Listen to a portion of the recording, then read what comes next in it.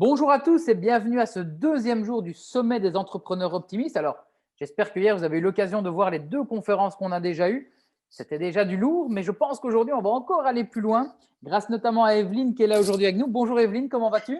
Bonjour Lucas, je vais super bien, je suis ravie d'être là. Eh ben, moi aussi, parfait. Donc, comme j'ai déjà dit depuis hier, je n'arrête pas de dire, l'objectif, c'est d'apporter de la valeur. On est là pour aider les personnes, les entrepreneurs qui ont du mal dans cette crise. On sait que c'est compliqué, ça remet des choses en perspective, on a des doutes. L'objectif de ce sommet, c'est vraiment d'aider les personnes à devenir ou redevenir ce que j'appelle des entrepreneurs optimistes. Et aujourd'hui, c'est un sujet qui me parle vraiment bien. Mais avant de rentrer dans le sujet, j'ai une petite question pour toi, Evelyne. Pourquoi tu as accepté mon invitation et pourquoi est-ce que tu as décidé de venir parler à ce sommet? Alors j'ai accepté ton invitation parce que je suis persuadée que toute crise, tout bouleversement est une opportunité de se réinventer et que nous avons en nous bien plus de ressources que ce que nous imaginons. Et donc, en tout cas, c'est mon expérience et donc j'ai envie si je peux inspirer ça ou insuffler ça à d'autres entrepreneurs, je suis ravie de pouvoir contribuer. Donc voilà. Eh ben super, ça annonce une petite heure ensemble qui va être, à mon avis, riche en informations. On a une thématique aujourd'hui qui est comment transformer la perte de son plus gros client en opportunité. Ça, c'est peut-être quelque chose qui vous est arrivé, vous qui nous regardez. Le Covid vous a obligé à devoir arrêter avec un client. On va en parler plus en détail avec Evelyne. Il y aura trois clés qu'elle va vous partager sur comment pouvoir transformer cette perte en opportunité. Avant de rentrer dans les détails, Evelyne, est-ce que tu pourrais peut-être te présenter? Parce que c'est vrai que moi, je t'ai présenté sur le site comme coach en entreprise, auteur, mais je sais que tu as plein de cordes à ton arc. Est-ce que tu pourrais te présenter en quelques mots pour ceux qui ne te connaissent peut-être pas, dire d'où tu viens et qu'est-ce qui fait que tu fais ce que tu fais aujourd'hui? Alors, d'abord, d'où je viens. Donc, j'ai une longue expérience dans le monde de l'entreprise puisque j'ai travaillé pendant 17 ans à la Chambre de commerce à Verviers à l'époque, qui ensuite a fusionné avec celle de Liège et de Namur. Et quand je travaillais à la Chambre de commerce, en fait, j'étais fascinée par le monde de l'entreprise et par des entrepreneurs que j'admirais beaucoup et que je mettais sur un piédestal parce que j'avais l'impression que c'était des personnes qui m'inspiraient beaucoup de par leur audace à entreprendre que je n'avais absolument pas à l'époque. Et donc, j'avais cette envie, je pense quelque part au fond de moi, mais c'est comme si c'était quelque chose qui était complètement imaginable dans ma réalité. Pour moi, être indépendant, c'était l'insécurité par excellence et c'était no way, hors de question. Et puis finalement, ça a poussé à l'intérieur de moi et à un moment donné, j'ai décidé de quitter mon job à la Chambre de commerce et de lancer ma propre activité après avoir fait beaucoup de travail sur moi pour apprivoiser toutes les peurs et les croyances limitantes que j'avais en lien avec le métier d'indépendant. Et le jour où je suis allée m'inscrire comme indépendante, depuis ce jour-là, je ne l'ai jamais regretté. J'ai une petite question là déjà, Oui, je me permets de oui, t'interrompre parce qu'il y en a peut-être qui nous regardent et qui sont toujours salariés, qui ont peut-être envie de se lancer. oui. Ça a été quoi le déclic? Parce qu'il y en a qui disent des fois c'est inné, il y a un déclic comme ça. Comment ça se passait? Tu avais cette envie en regardant ces entrepreneurs qui t'inspiraient, mais au début tu avais toutes ces blocages. Qu'est-ce qui fait qu'à un moment donné tu t'es dit bon allez, je me lance dans l'aventure? Et c'est vraiment le fruit de toute une démarche de travail sur moi. J'ai travaillé notamment à l'époque avec une kinésiologue avec laquelle j'ai travaillé sur toutes mes peurs, mes croyances et mes freins. Et ce qui m'a, je pense, débloqué, c'est qu'à un moment donné, je me suis dit, OK, je sais que je veux un jour, je voulais à l'époque être formatrice en entreprise, ce que je suis aujourd'hui notamment. Et donc, j'avais envie de transmettre tout ce que j'avais découvert sur moi, sur l'humain et ce qui me passionne. Et à un moment donné, ce qui m'a aidé, c'est de me dire, OK, je sais que je le ferai un jour, je ne sais pas quand, ce sera peut-être à ma pension, mais je sais que je le ferai. Et le fait d'enlever cette pression que je me mettais, que je dois à tout prix me lancer, il faut que ça soit maintenant, etc., c'est comme si ça m'a libérée, ça m'a permis de lâcher quelque chose, et puis à un moment donné de me dire, non, mais maintenant, ça y est, c'est bon, je suis prête. Et à partir du moment où j'ai senti le oui à l'intérieur de moi, il n'y avait plus rien pour m'arrêter, en fait. C'est fou, on en parlait déjà hier avec Caroline, mais c'est vrai qu'il y a des gens qui se ressentent comme ça, allez, comment dire, ils tiennent, ils se mettent une pression et ils n'ont pas de résultats. Et c'est vrai que dès qu'on lâche, il y a ces résultats. Et ça me fait rire, j'étais juste en séance de coaching avant et j'ai donné l'exemple d'Harry Potter. Alors, est-ce que tu es une fan d'Harry Potter ou pas? Alors moi non, mais mes enfants sont super fans, donc voilà. Écoute, je vais comme ça t'expliquer. Alors, pour ceux qui nous regardent et qui sont fans d'Harry Potter, ça se passe dans le Harry Potter 1.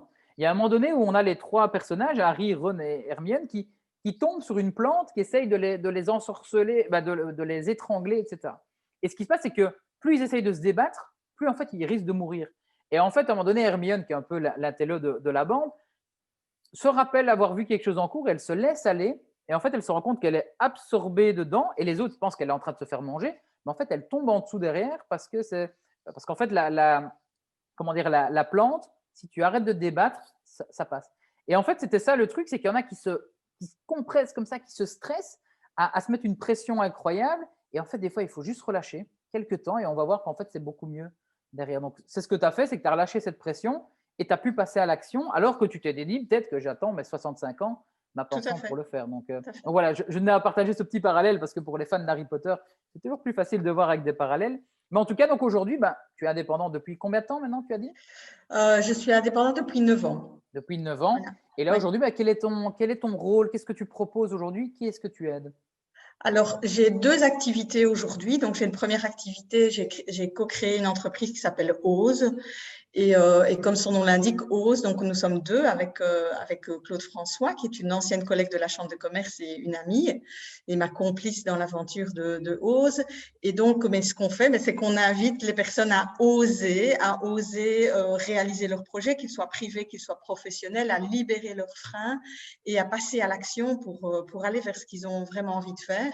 Et moi, ma spécialité, c'est vraiment devenu d'aider les personnes à libérer les freins qui les empêchent d'oser, puisque ça a été mon parcours à moi. Et donc aujourd'hui, c'est vraiment devenu ma spécialité.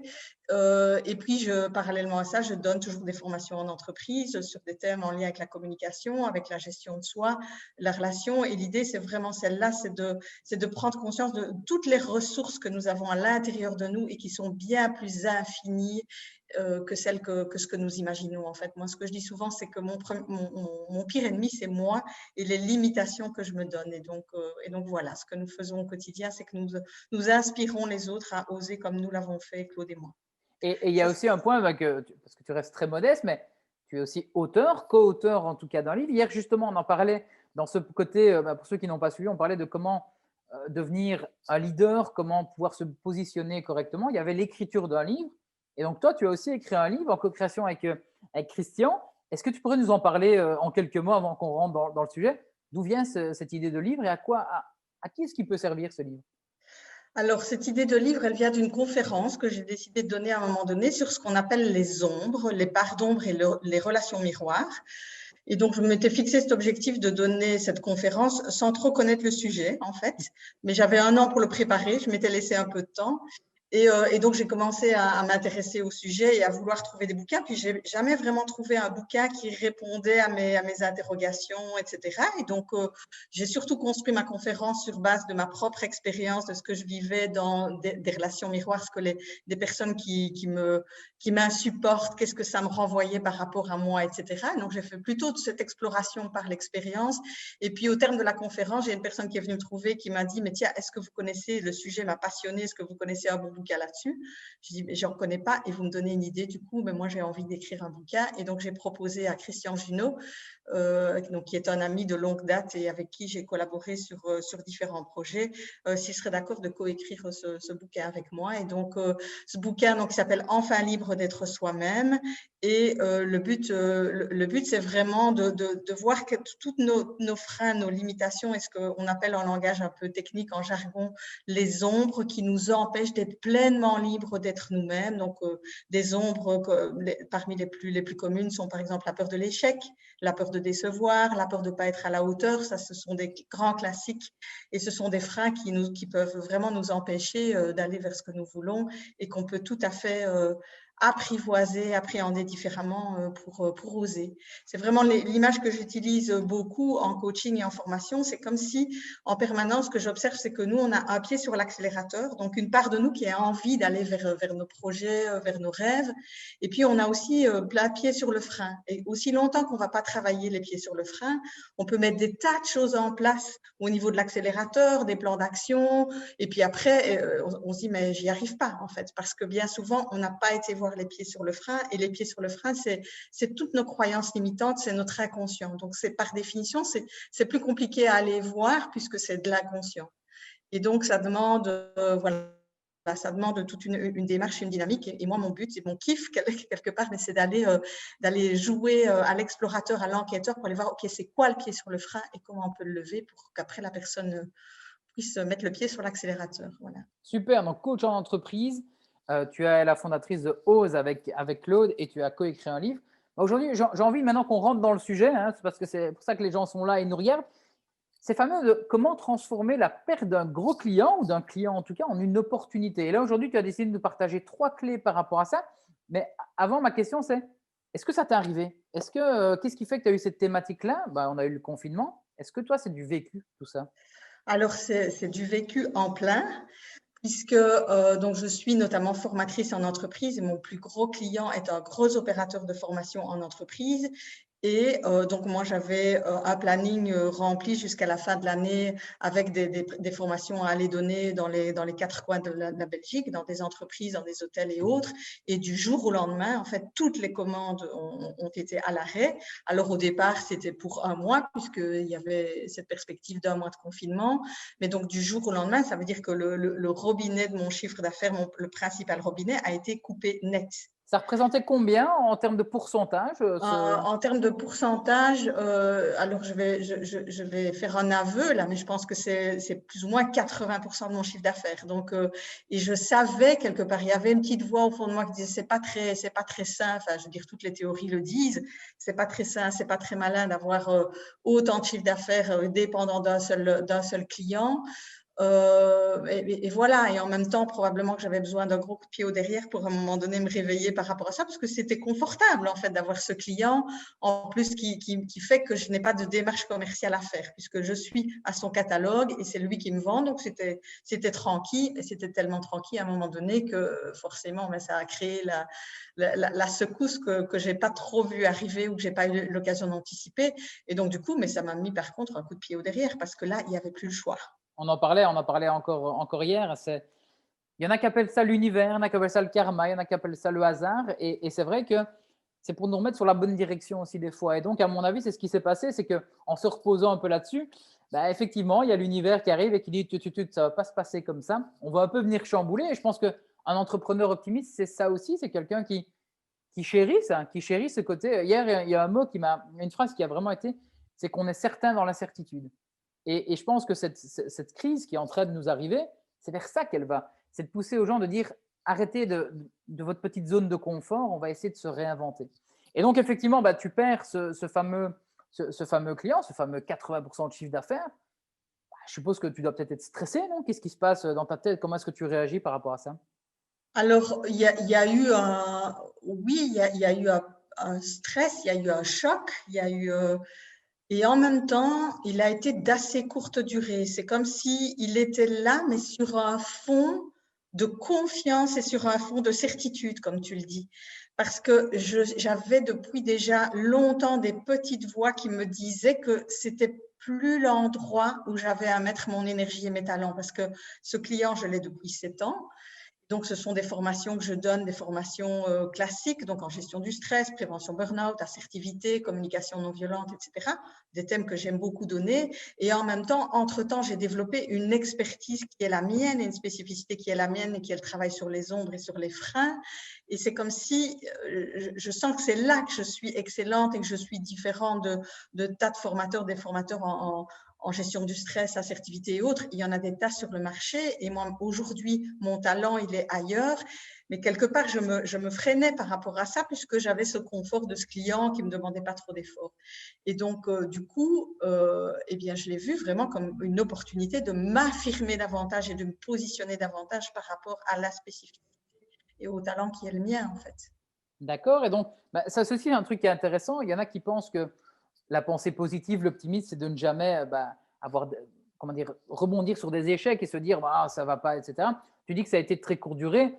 On parle quoi d'une journée qui se termine peut-être mal et puis le lendemain on se réveille et on se dit bon allez, il y a deux façons. C'est soit on subit cet échec ou ce revers, ce coup dur, et le lendemain on est reparti. C'est pour donner un peu un exemple, il y en a qui ont peur de cet échec. Tu parlais tout à l'heure des peurs. Et c'est vrai que j'en ai beaucoup dans mes clients qui ont peur de se dire, mais j'ose pas faire ça parce qu'il pourrait arriver des choses.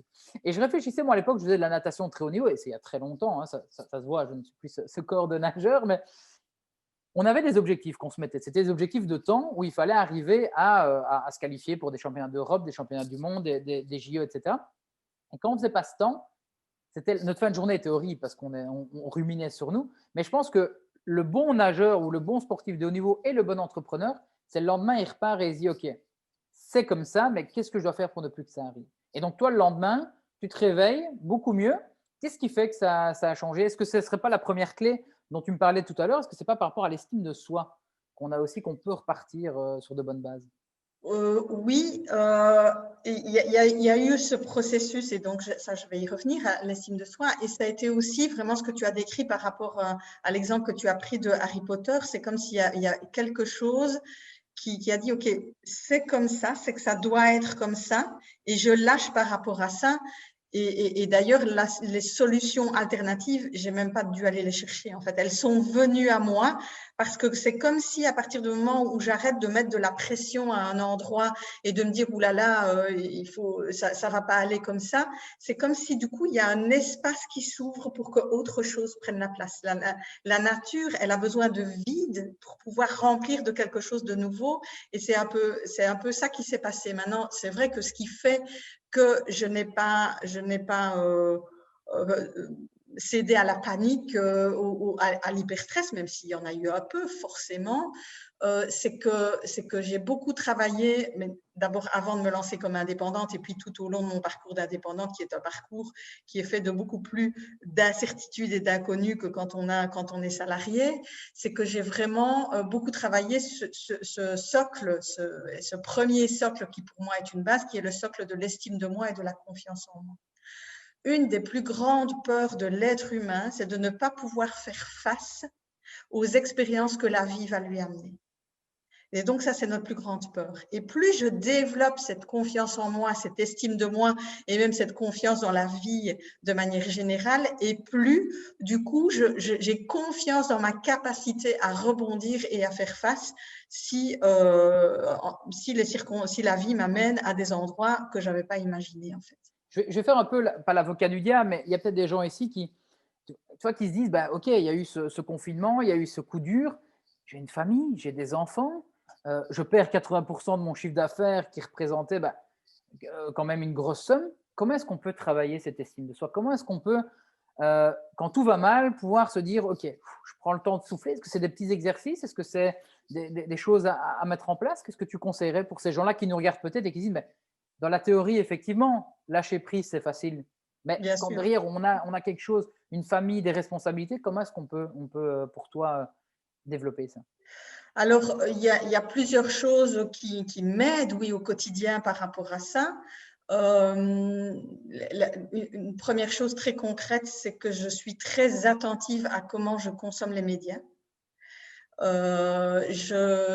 J'écoute très peu, juste quand même pour pas être complètement larguée sur une autre planète que le monde entier, mais j'évite tout ce qui peut être source anxiogène, en fait. Ça, c'est vraiment important. Je suis attentive à ce que je suis en train les actes que je pose ou ce que je regarde ou là où je porte mon attention. Est-ce que ça augmente mon niveau d'énergie, de vibration et de confiance ou est-ce que ça m'affaiblit? Et si ça m'affaiblit, on utilise beaucoup dans toutes nos formations l'image de la télécommande, mais je zappe pas uniquement quand je suis devant un écran, mais je zappe aussi par rapport à des pensées stressantes qui pourraient être là. Et je reviens dans l'ici et maintenant et dans le moment présent, parce que ça va très vite, en fait, d'avoir cette machine infernale de notre mental qui s'emballe et qui nous mène vers des scénarios catastrophes. Et donc, c'est vraiment devenu maintenant un réflexe de me dire, OK, cette pensée, ce que je suis en train de créer comme pensée là, est-ce que ça me fait du bien? Est-ce que ça me nourrit? Est-ce que ça me donne de l'énergie pour avancer, pour rebondir, pour mettre mon énergie vers de nouveaux projets, etc. Et si c'est non, je zappe. Maintenant, ça demande beaucoup d'autodiscipline et je ne dis pas que j'y arrive tout le temps 24/24, loin de là, mais voilà, je suis attentive à ce que je crée, à la réalité que je crée. Donc ça, c'est vraiment… et quand je vois que je me laisse emballer par, ben oui, comment je vais faire pour boucler la fin de mois, etc., je reviens à quelque chose de plus objectif, à une réalité plus objective qui me permet de voir que j'ai quand même un petit matelas de sécurité qui fait que oui, aujourd'hui, il n'y a aucune menace par rapport à plus savoir manger ou plus savoir payer mon loyer, etc. Et donc, voilà, ça m'aide beaucoup notamment. Effectivement, je suis tout à fait avec toi. Le cerveau, c'est un outil magnifique, mais qui peut être aussi notre pire ennemi, comme tu le disais tout à l'heure. C'est vrai que dès qu'on commence à se glisser des petites idées un peu négatives, etc., ça prend vite de l'ampleur. Et avec cette crise, il y a eu, pour moi, il y a aujourd'hui deux choses qu'on doit un peu éviter, ou en tout cas améliorer la façon de le consommer. C'est les réseaux sociaux. Il n'y a rien à faire, les réseaux sociaux sont très anxiogènes parce que c'est plein d'opinions différentes où au final on est perdu et donc on n'arrive plus à réfléchir clairement. Les médias, bien entendu aussi, c'est pareil, hein, c'est des avis totalement différents. Donc, moi, personnellement, je lisais des livres pendant ce confinement pour un peu me couper de mon téléphone et de mon ordi. Est-ce que tu as d'autres choses que tu conseilles? Est-ce que marcher? Est-ce qu'une activité? Est-ce qu'il y a, voilà, est-ce que ici, concrètement, ceux qui nous regardent, tu aurais quelque chose à leur proposer en disant, vous vous sentez dans ce cas-là de anxiété, etc. Qu'est-ce que vous pourriez mettre en place? Alors oui, j'aime beaucoup ton conseil qui est celui de marcher, d'être en contact avec la nature, parce que la nature, elle nous reconnecte à une forme d'abondance qui est là en permanence, à une simplicité, à nous ancrer, à nous connecter, à être dans le moment présent, à profiter, à garder nos sens en éveil, etc. Et donc, ça aide à calmer la machine à ruminer et à créer des scénarios catastrophes, en fait. Donc, moi, j'aime beaucoup marcher et la nature. Et marcher, ça me permet aussi quelque part, de libérer ma créativité. Moi, c'est un moyen, c'est comme si quand je marche, et même si c'est juste aller chercher mon pain à la boulangerie du coin, eh bien, c'est comme si ça crée un espace pour… mais là aussi, ça me demande à être attentive, à pas laisser cet espace-là pour ses pensées, ses ruminations. Mais voilà, c'est comme si ça me crée un espace pour créer, du coup, pour créer, concevoir des choses, avoir des idées. Super. Donc, pour cette première clé, l'estime de soi, si vous voulez améliorer votre estime de vous, et vous êtes en train de nous regarder ici, que vous sentez que c'est un peu compliqué, triez un peu ce que vous regardez sur les réseaux sociaux. N'hésitez pas, on peut masquer certaines choses, on peut se désabonner. La télé, faites attention. Alors, est-ce que vous voulez regarder la télé? Absolument oui, mais alors que regarder? Est-ce qu'on est plutôt sur des choses positives et optimistes ou est-ce qu'on est sur quelque chose de négatif? Il y a aussi un conseil que je peux aussi rajouter, c'est regarder les personnes autour de vous.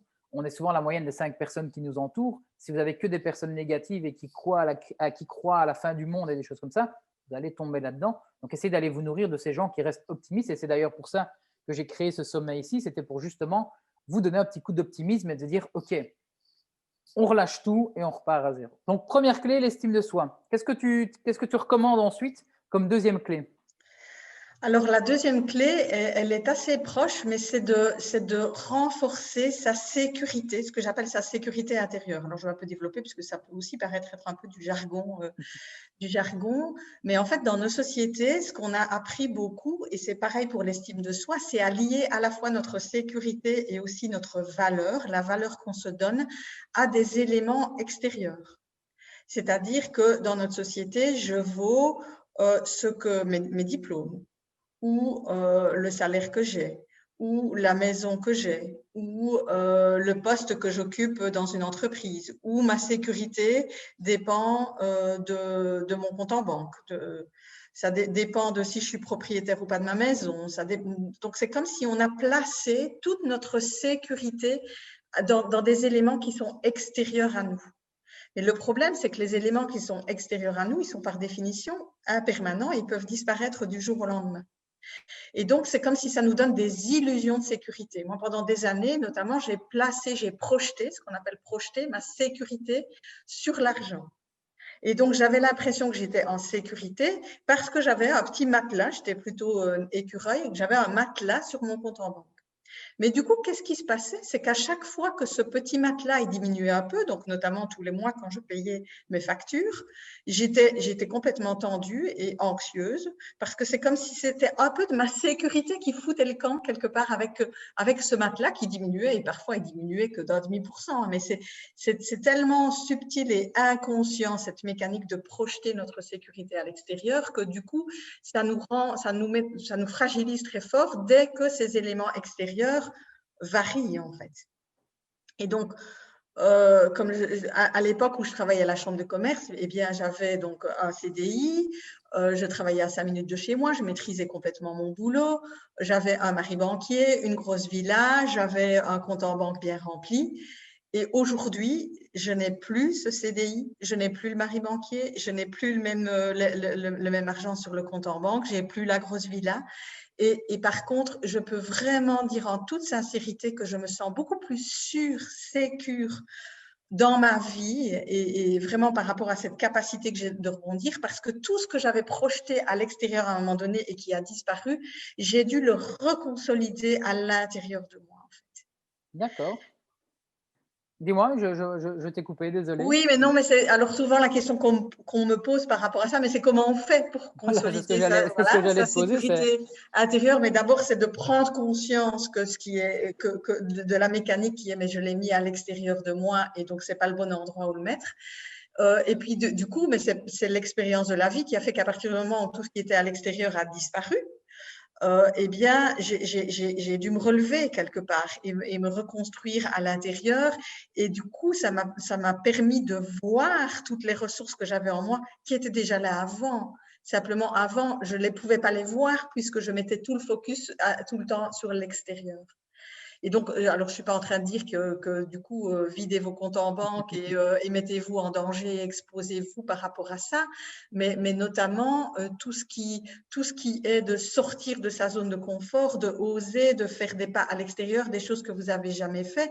Mais tout ça, évidemment, ça contribue à renforcer et l'estime de soi et aussi cette sécurité intérieure, donc cette sécurité que je suis en capacité de faire face à beaucoup plus de choses que ce que peut-être mon cerveau parfois veut tenter de me faire croire, en fait. donc tu penses que le problème ici de certaines personnes moins optimistes, c'est parce qu'en fait, ils se protègent par rapport à d'autres, pas par rapport à d'autres personnes, mais ils se cachent derrière d'autres personnes et c'est ce qui fait que quand on laisse, entre guillemets, ce libre arbitre aux autres, ça nous affecte. Tandis que quand on a nous-mêmes notre propre libre arbitre et qu'on veut, comment dire, sortir de sa zone de confort, faire des choses nouvelles, etc., là, alors, on retrouve cette sécurité intérieure. La confiance, je suppose, vient aussi derrière avec. Si on a cette sécurité intérieure, on a confiance dans ce qu'on fait, on prend d'autres risques, on sort de la zone de confort et en fait, c'est un cercle qui nous fait chaque fois grandir. C'est ça, si je résume un peu ce que tu disais. Oui, tout à fait, parce que le cercle vicieux de la confiance en soi, c'est j'ai pas confiance en moi, donc je n'ose pas et donc je ne nourris pas cette confiance en moi. Alors que le cercle vertueux, c'est j'ai pas confiance en moi et j'y vais quand même et donc du coup, je nourris la confiance que je suis en capacité de. Moi, l'image que j'aime bien utiliser, c'est qu'avant, en fait, j'étais pétrie de peur, en fait, mais vraiment complètement pétrie de peur. Donc, je restais dans ma petite zone de confort. Et aujourd'hui, l'image que j'aime utiliser, c'est bien sûr, j'ai toujours des peurs. Je suis humaine, donc ça reste. Mais j'aime l'idée que je prends mes peurs par la main et que j'avance avec elles. Du coup, je vais peut-être avancer un petit peu moins vite parce que je vais être attentive aussi à respecter le rythme de mes peurs, mais j'avance en prenant mes peurs par la main. Un Avant, exemple je peut-être les laissais concret. me guider, en fait. Ah, C'était elles qui étaient aux commandes.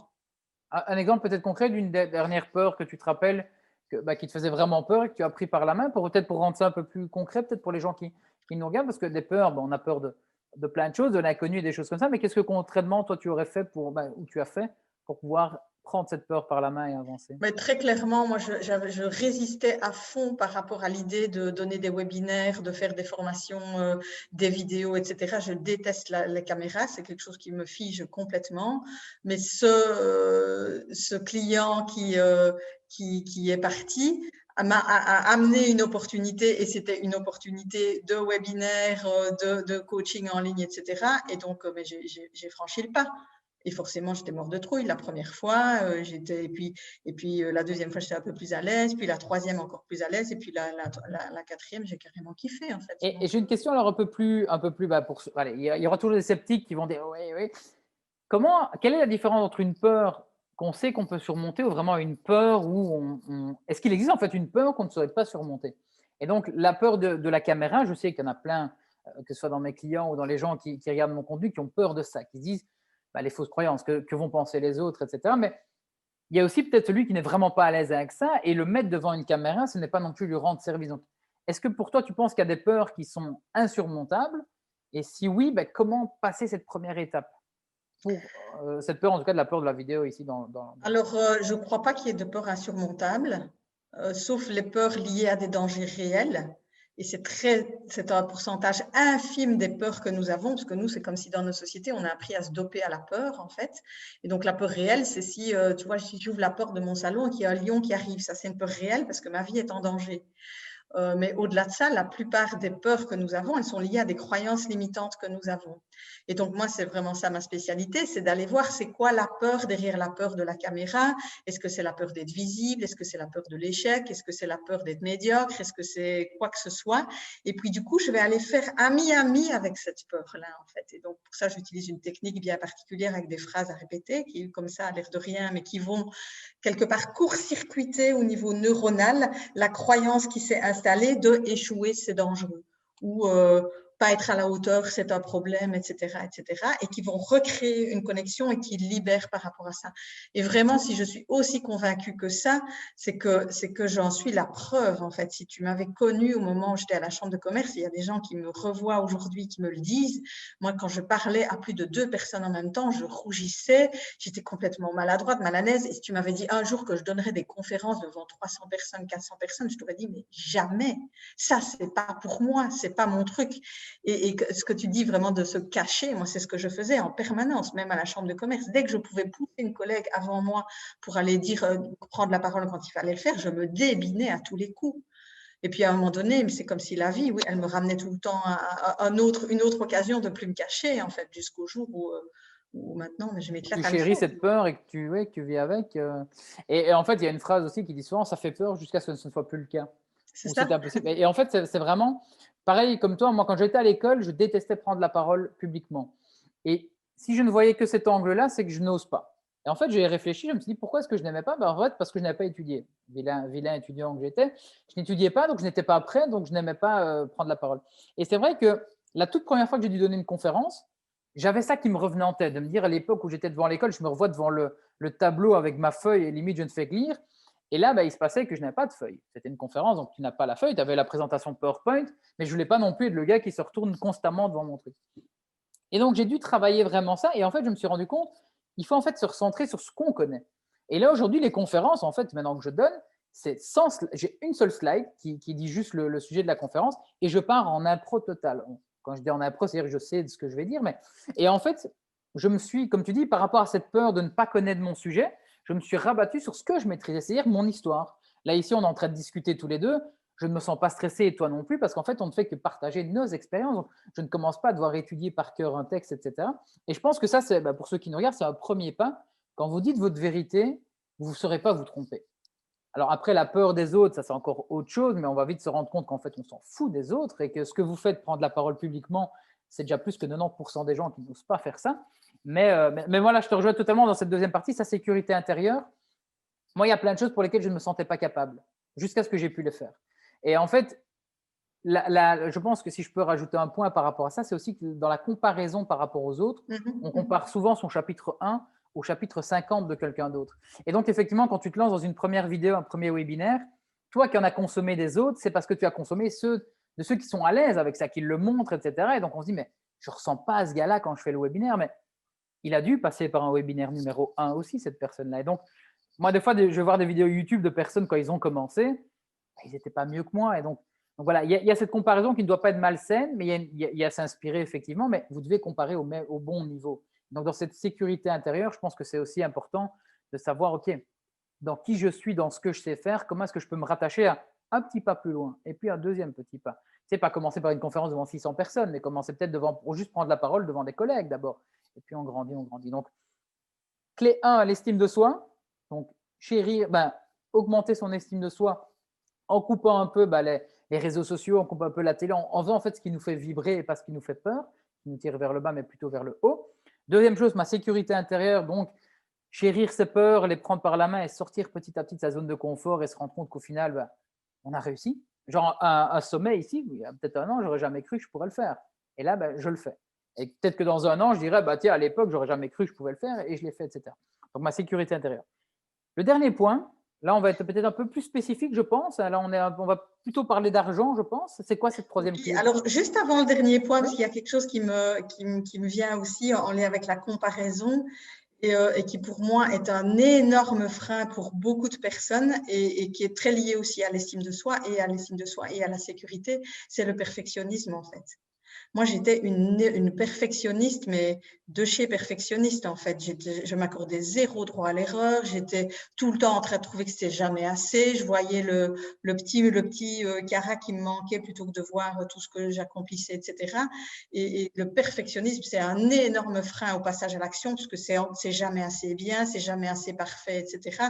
Et ça fait vraiment partie aussi des croyances limitantes et dans ce que j'appelle les pieds sur le frein, qui a vraiment possibilité d'aller lever parce que si j'attends d'être parfaite, je n'irai jamais. Donc voilà, c'était ce que j'avais envie de Je crois que je vais devenir monsieur lexique aujourd'hui parce que j'ai deux phrases qui me viennent en tête par rapport à ça. Il y a le fait est mieux que parfait. Ça, c'est d'office, hein, c'est la base de tout. Fait est mieux que parfait. Et la deuxième, c'est par rapport à la perfection. C'est mon ami Gary Vaynerchuk des États-Unis, que j'adore ce mec-là.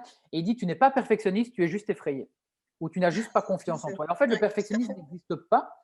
C'est parce qu'en fait, c'est juste une crainte derrière de ne pas être assez bon dans ce qu'on veut faire. Donc, c'est ce qui fait que ça bloque. Donc, effectivement, moi, j'entends des gens qui me disent ah, Lucas, moi, je suis perfectionniste, donc je veux que ça soit bien fait. Non, tu as juste peur qu'on puisse à un moment donné Ouais, reprocher que ça n'a pas été bon, etc. exact, Donc, exact. c'est chouette que tu abordes ça, effectivement. Donc, fait est mieux que parfait.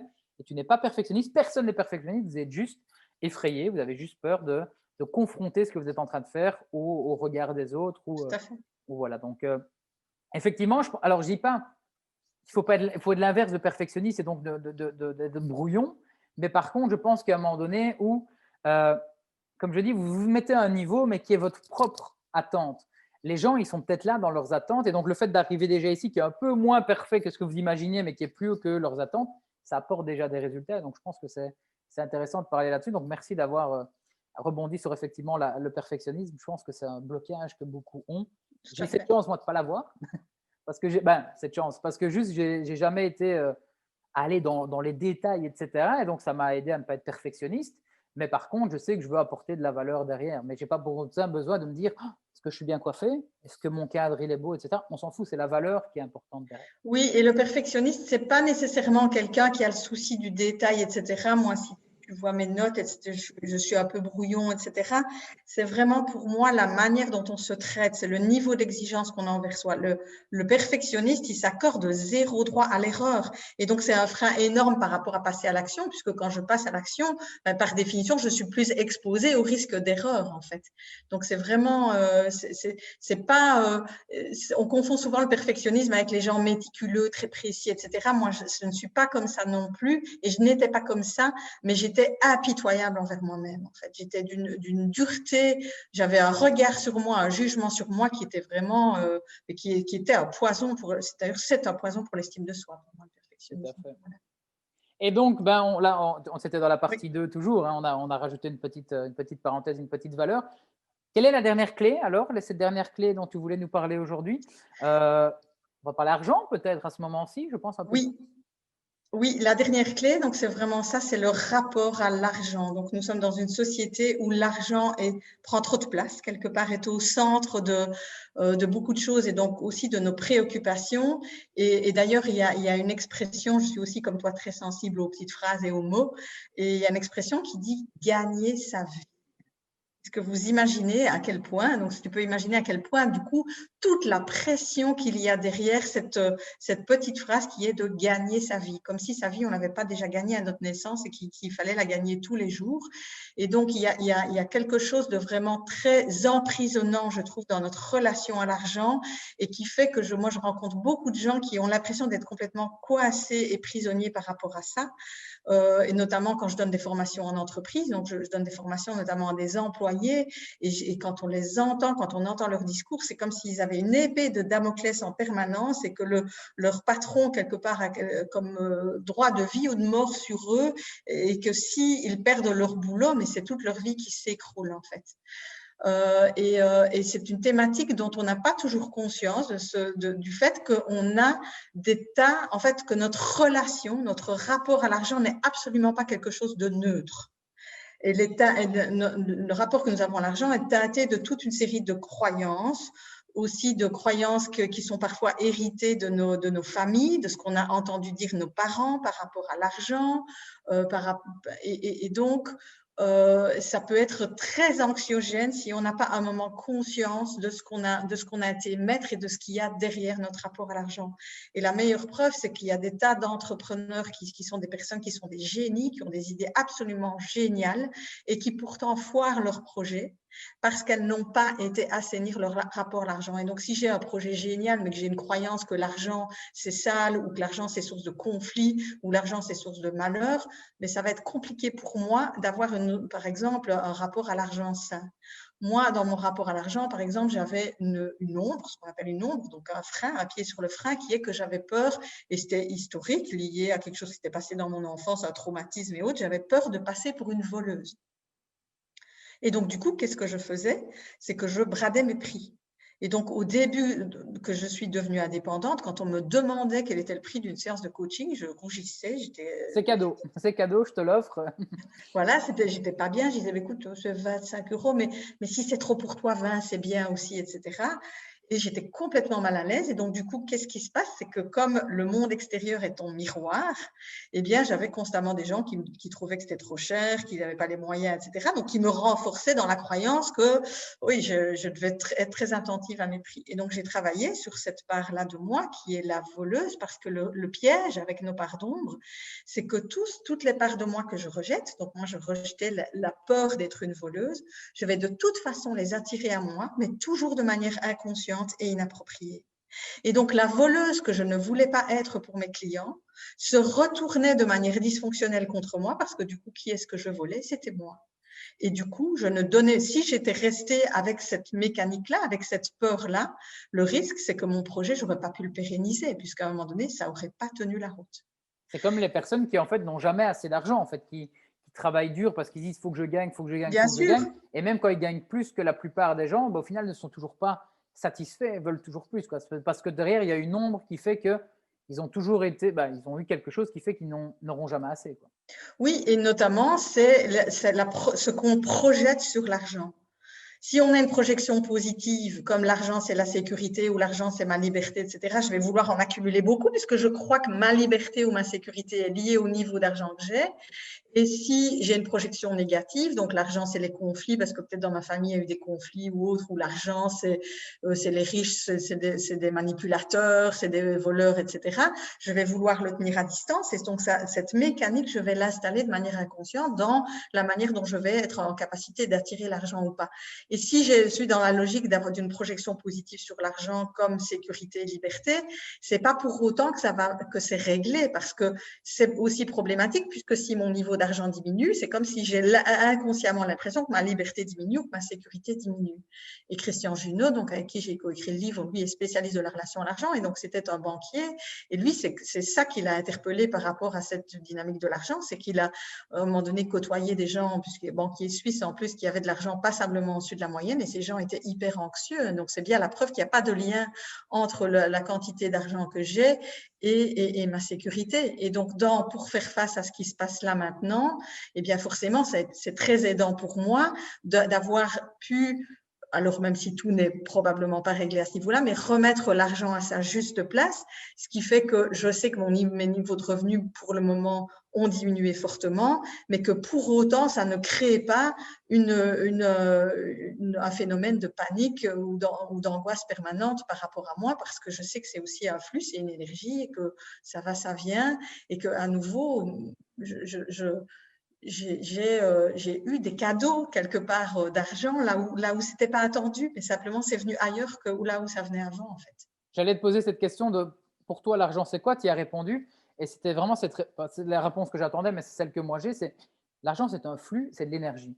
Et il y a même, je vais aller plus loin. J'ai lu quelques livres là-dessus quand même sur le sujet. Alors, il y a les connus aussi sur Kawasaki, Père riche, Père pauvre, etc. Mais un truc qui m'avait vraiment marqué, c'est de dire il faut dépenser de l'argent pour en récupérer. Et c'est vrai qu'à certains moments de ma jeune carrière, il y a eu des moments très durs où je n'avais plus beaucoup d'argent parce que j'ai fait des mauvais choix, etc.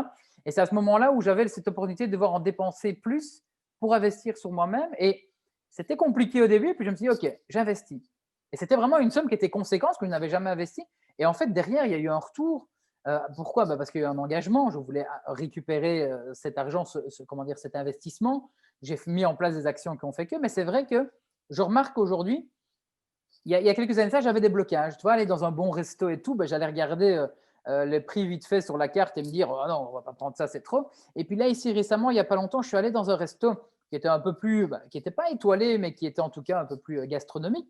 Et je n'ai pas regardé. Et en fait, on profite encore plus de ce moment-là. Et derrière, je me suis rendu compte que je n'étais pas ruiné. Je n'étais pas ruiné quand même. Alors, ça ne veut pas dire qu'il faut aller absolument dans les restos étoilés et dépenser beaucoup d'argent. Ce n'est pas ça que je veux dire. Mais c'est se rendre compte aussi que c'est un flux. Il faut dépenser pour récupérer et qu'en fait, une fois que vous le voyez comme ça, il n'y a plus cette pression. Parce qu'il y en a qui pourraient dire, mais pourquoi est-ce qu'on parle d'argent par rapport au fait de perdre son client dans un moment de crise? Parce qu'en fait, c'est ça aussi qui fait que certains n'arrivent pas à rebondir. C'est parce qu'il y a ce côté financier. Toi, tu aurais pu te dire, OK, 80% de mon chiffre d'affaires vient de disparaître. Si tu avais cette peur de l'argent, que tu la voyais comme une sécurité, là, tu aurais pu être très mal. Mais comme tu as une relation maintenant qui est saine avec l'argent, tu t'es dit, c'est pas ça le plus dur. Limite, tu t'es peut-être dit, j'ai juste 80% de temps libre en plus maintenant. Donc, je vais pouvoir travailler sur d'autres choses. Donc, je pense que c'est pour ça que tu nous parlais de cette troisième clé qui est le rapport à l'argent, mais qui bloque beaucoup de personnes, quoi. Oui, et j'aime bien l'expression que tu as utilisée à un moment donné quand tu as parlé de ton parcours, et tu as parlé d'investir sur toi.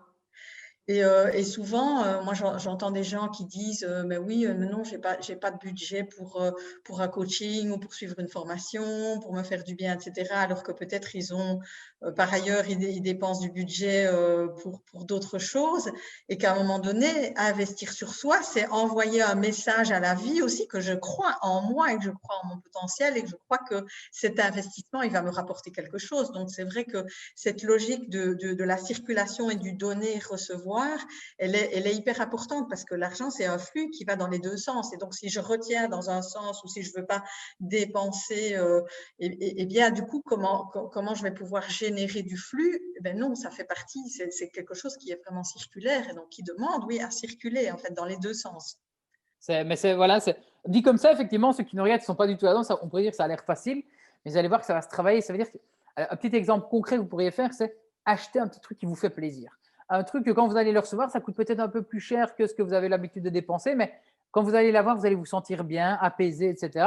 Et en fait, faites-vous des petits cadeaux. En fait, c'est ça aussi que disait M. Kawasaki, c'était donnez-vous des petits cadeaux aussi, des petites récompenses de temps en temps. Il faut faire ça. Et sinon, j'ai aussi Anthony Urbain, à qui j'ai fait un bavardage, donc n'hésitez pas à aller regarder sur la chaîne, qui parlait aussi de business plan personnel. Est-ce que pour toi, la relation à l'argent aussi, c'est parce que c'est aussi un manque comment dire, d'attention qu'on y porte à nos finances derrière? Il y en a qui, tu vois, qui disent qu'ils ont l'impression de jamais avoir d'argent, mais c'est peut-être parce qu'ils n'ont jamais non plus, ils ne savent pas quelles sont leurs dépenses, ils ne savent pas quels sont comment dire, ce qu'il leur reste fin du mois, etc. Et donc, il y a cette crainte. Est-ce que tu penses que ce business plan personnel, c'est quelque chose aussi sur lequel les gens peuvent travailler? Oui, parce qu'à un moment donné, si ce n'est pas objectivé d'une manière ou d'une autre, ça va laisser la place de nouveau au mental qui va peut-être faire des films catastrophes, alors que la réalité n'est peut-être pas aussi catastrophique que ça. Donc, à un moment donné, c'est bien d'objectiver les choses. Et pour moi, c'est vraiment une question de mettre le curseur au bon endroit, parce qu'il y en a soit qui sont tout le temps dans leur compte, tout le temps en train de calculer et qui notent la moindre dépense. Mais là, c'est peut-être l'excès dans le balancier, dans l'équilibre d'un balancier, c'est l'excès inverse et je veux absolument tout contrôler et donc ça peut être une attitude anxiogène. Et puis il y a l'autre pendant qui est l'autre attitude extrême qui est de je veux surtout rien voir, je ne m'y intéresse pas du tout et je ne sais rien. Et donc ça laisse du coup libre cours à l'imagination et à s'imaginer des scénarios catastrophes. Donc pour moi, ça demande un juste équilibre entre mettre le nez dans ses comptes et pas tout le temps être le nez dans ses comptes. Mais à un moment donné, c'est pouvoir faire face à la réalité et voir qu'est-ce que j'en fais en fait par rapport à ça. Tout à fait. Effectivement, on pourrait parler des heures, je pense, de l'argent et de tout ce qu'il y a. Il y a ce fameux phrase, l'argent ne fait pas le bonheur, l'argent fait-il le bonheur? Je préfère pleurer dans ma Ferrari que de pleurer dans ma petite Toyota. Comme dirait Gary, que je suis beaucoup et je suis tout à fait d'accord avec lui, je préfère être heureux dans ma petite Toyota que pleurer dans ma Ferrari. Donc, il ne faut pas avoir cette pression non plus de l'argent, comme quoi pour réussir, c'est égal à gagner beaucoup d'argent. Parce que beaucoup de gens, moi je lis beaucoup tu vois, de biographies de gens, et ceux qui ont gagné beaucoup d'argent, c'est ceux qui à la base ne le faisaient pas pour ça. Et ça, je pense que c'est important aussi quand, dans la relation avec les autres, donc vous venez de perdre votre meilleur client et vous allez devoir en trouver des autres parce que voilà, il faut combler, comme tu disais, 80% du chiffre. Si vous le faites juste pour combler cet argent, vous allez voir que vous allez vous prendre des murs. Par contre, si vous vous dites, ben voilà, je vais avoir 80% de mon temps qui vient d'être libéré et je vais pouvoir tester de nouvelles choses, des nouveaux produits, des nouveaux services, comme on en parlait hier avec Caroline, être flexible dans ces nouvelles offres, vous allez voir que comme ce n'est pas focus sur l'argent, c'est toujours focus sur vous, ce que vous aimez faire, partager, aider, etc. Ben derrière, les opportunités, comme toi, tu as eu la chance de les avoir, sont tombées. Pourquoi? Parce que je pense que les gens qui te connaissaient savaient que ce n'est pas pour gagner de l'argent absolument que tu voulais faire quelque chose. Alors, on t'a proposé ces fameux webinaires parce qu'on sait que c'était toujours ce que tu faisais de mieux, le partage, mais tu ne le faisais pas pour l'argent. Mais derrière, ça a créé comme ça des opportunités. Donc je te rejoins tout à fait sur cette troisième clé, le rapport à l'argent. C'est très important. Je vois beaucoup trop de personnes qui se bloquent avec ça, qui en font toute une histoire. On dit toujours l'argent est toujours un problème. Mais je crois qu'une fois que vous allez avoir ce côté sain avec ce rapport à l'argent, vous allez vous sentir. En fait, c'est vraiment un poids sur les épaules qui tombe aussi, quoi, parce qu'on se dit ça va aller Tout à et on fait. va pouvoir avancer.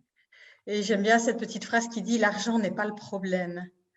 Peter Koenig, qui est un monsieur avec qui dont la plupart de ce que je fais aujourd'hui est inspiré, lui, il dit que la plupart du temps, quand une personne crée un projet, elle n'a pas l'argent.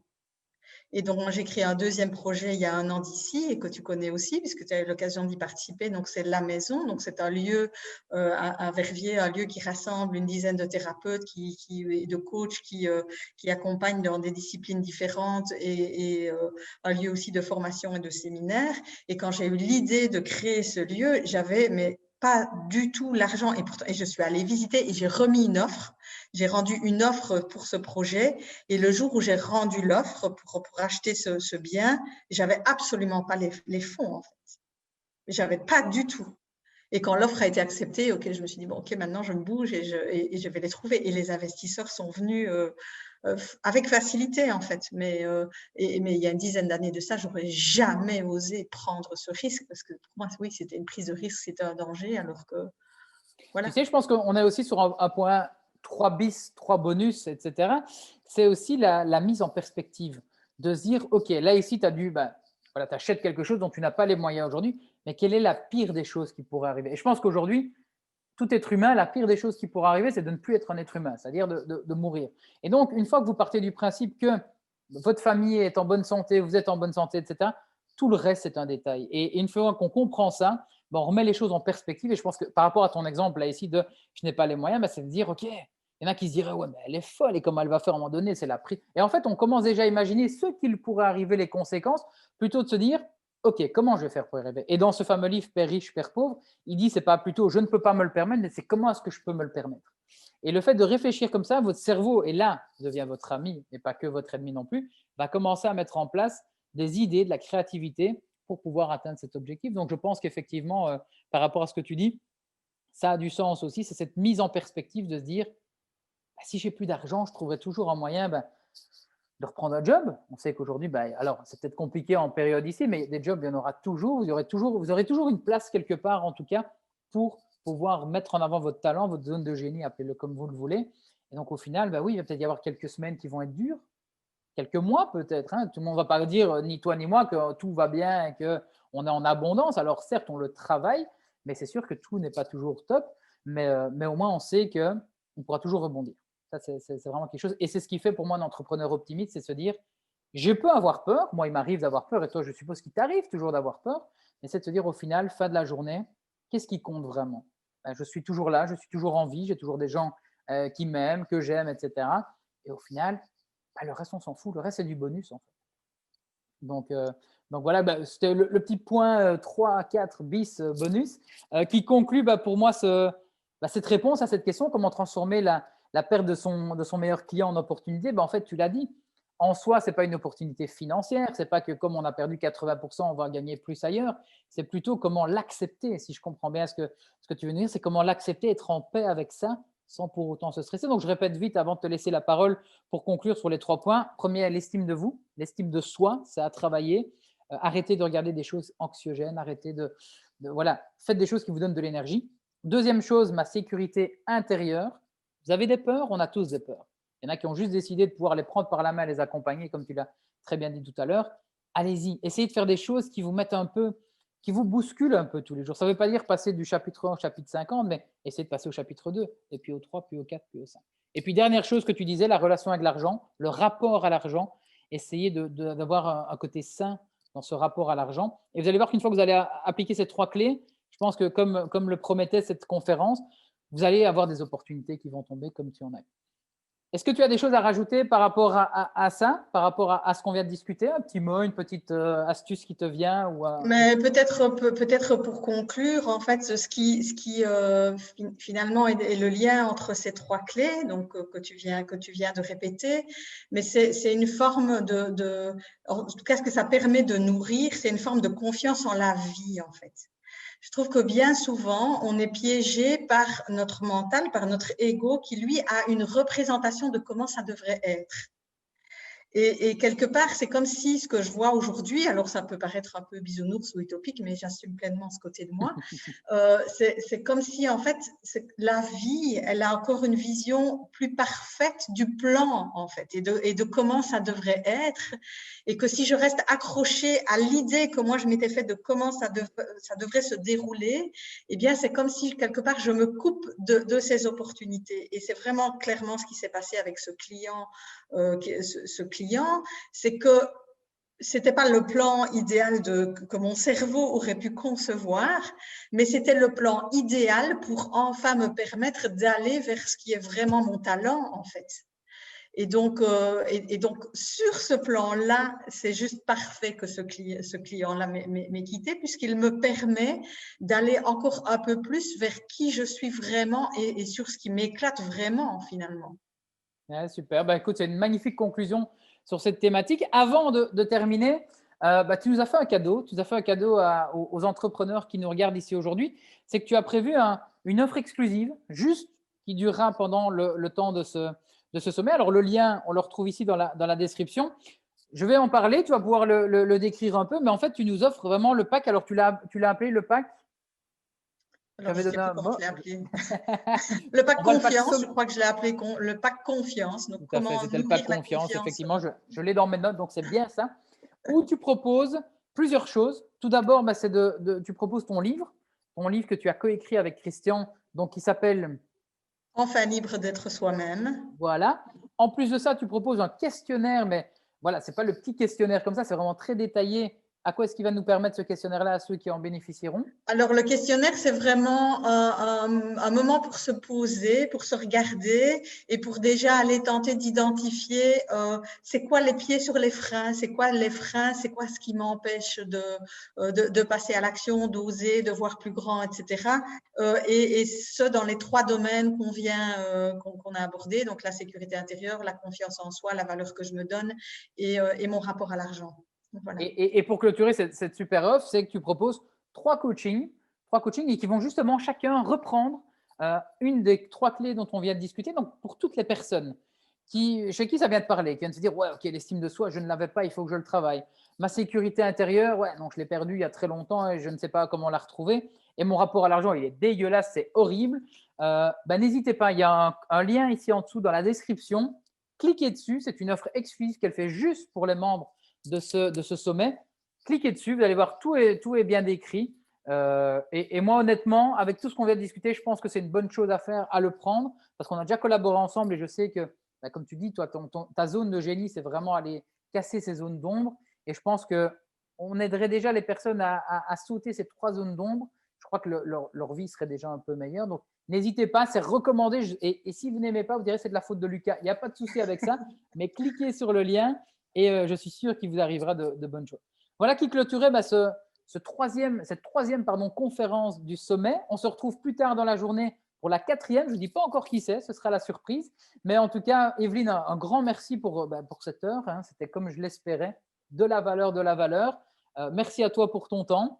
Et, Merci pour ton invitation. Moi, j'ai passé un super moment aussi avec toi et avec écoute, quand on est entre tous les entrepreneurs entrepreneurs. optimistes, c'est Voilà. toujours ce qui arrive et on aime bien ces discussions. On pourrait encore parler des heures. Hein. On pourrait encore parler des heures.